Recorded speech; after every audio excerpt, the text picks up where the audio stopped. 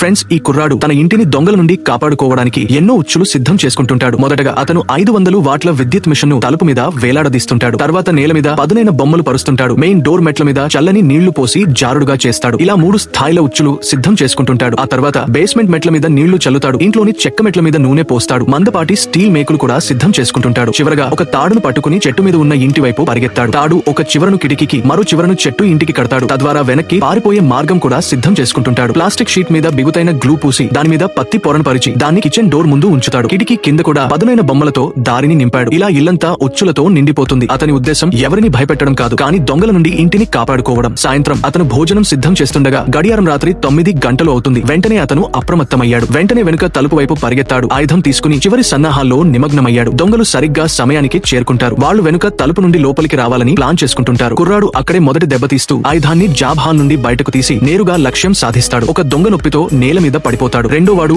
ఏమీ అర్థం కాక డోర్లోకి తొంగి చూస్తూ గట్టి దెబ్బ తగులుతాడు. మొదటి విజయం కుర్రాడిని ఉత్సాహంతో నింపుతుంది. దొంగలు ఇప్పుడు 2 వైపుల నుండి దాడి చేయాలని నిర్ణయించుకుంటారు. ఒకడు మెయిన్ డోర్ ను ఎంచుకుని చూడకుండా మెట్ల మీదకు ఎక్కాడు. కానీ జారిపడి గట్టిగా గాయపడ్డాడు. మళ్లీ ప్రయత్నిస్తూ తలుపు తెరుస్తుంటాడు. కానీ అతని చేయి కాలిపోతుంది. ఇవన్నీ కుర్రాడు గమనిస్తూ అతని ఆత్మవిశ్వాసం పెరిగిపోతోంది. మెయిన్ డోర్ వద్ద విఫలమైన తర్వాత ఒక దొంగ మళ్లీ వెనుక మార్గం నుండి లోపలికి వస్తుంటాడు. కానీ అక్కడ అతని మొహం కాలిపోయింది. భయంతో తలుపు పగలగొట్టి లోపలికి వచ్చి కిచెన్ వైపు వెళ్తుంటాడు. తలుపు తెరగానే అతని జుట్టు ఎగిరిపోయి శరీరానికి పత్తి అంటుకుంటుంది. రెండో దొంగ బేస్మెంట్ నుండి లోపలికి రావడంలో విజయం సాధిస్తాడు. అక్కడ అతనికి తీగలు, మేకులు, గబ్బు ఎదురైనా ఏదో విధంగా ముందుకు వెళ్తుంటాడు. కిటికీ ద్వారా లోపలికి చూసి ఇంట్లోకి రావడానికి ప్రయత్నిస్తుంటాడు. అప్పుడు కుర్రాడు మెట్ల మీద కూర్చుని వాళ్లను రెచ్చగొడుతుంటాడు. ఇద్దరు లోపలికి రాగానే అతను చాకచక్యంగా పరిగెత్తాడు. దొంగలు అతన్ని వెంబడిస్తుంటారు. కానీ పైకి వెళ్తుండగా కుర్రాడు వాళ్ల మీద పాలపొడి డబ్బాలను విసురుతాడు. ఇద్దరు కిందపడి ఒకరితో ఒకరు చిక్కుకుంటారు. ఈ సమయంలో కుర్రాడు 911కి కాల్ చేసి పోలీసులకు సమాచారం ఇచ్చేస్తాడు. ఆ తర్వాత తాడు సహాయంతో అట్టిక్ నుండి తన రహస్య స్థావరం వైపు జారిపోతుంటాడు. దొంగలు అతన్ని వెంబడించే ప్రయత్నం చేస్తుంటారు. కానీ కింద పడిపోయారు. కుర్రాడు పొరుగు ఇంటి బేస్మెంట్ వైపు పరిగెత్తాడు. దొంగలు అతని ఆలోచనను ఊహించి అక్కడ ముందుగానే మాటు వేస్తారు. అతను తలుపు తెరగానే ఇద్దరు అతన్ని పట్టుకోవడానికి సిద్ధంగా నిలబడి ఉంటారు. పరిస్థితి తీవ్రమైంది. కానీ